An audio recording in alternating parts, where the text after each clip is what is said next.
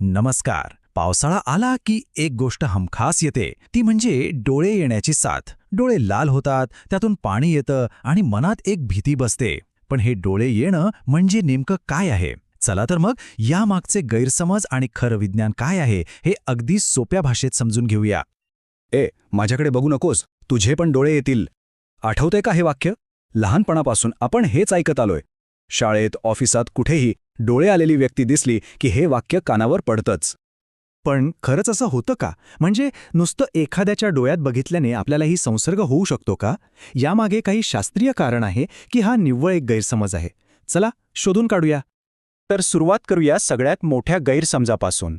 हा आजार बघण्याने पसरतो की स्पर्शाने?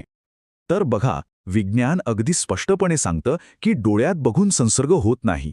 ही गोष्ट 100% चुकीची आहे. सत्य हे आहे की कंजंक्टिव्हायटिस म्हणजेच डोळे येणं हा आजार फक्त आणि फक्त स्पर्शाने पसरतो. हा एक कॉन्टॅक्ट बेस्ड इन्फेक्शन आहे. मग प्रश्न येतो की हे पसरतं तरी कसं? अहो, सगळा खेळ स्पर्शाचा आहे. विचार करा, ज्या व्यक्तीचे डोळे आलेत ती व्यक्ती डोळ्यांना हात लावते.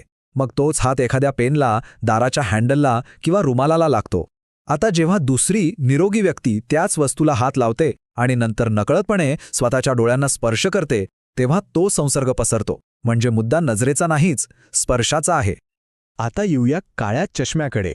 आणि हो, त्यासोबतच प्रचलित असलेल्या काही धोकादायक घरगुती उपायांकडे.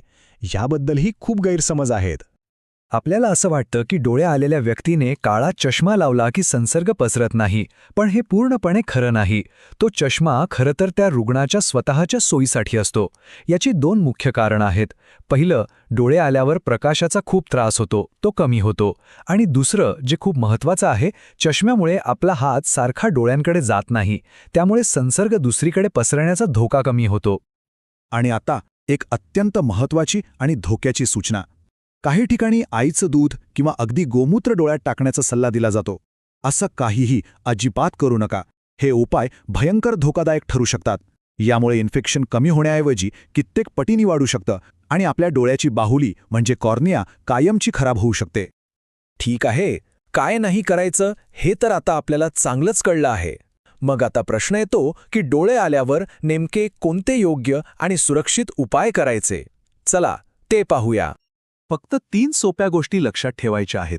1. आपले हात साबणाने वारंवार स्वच्छ धुवा.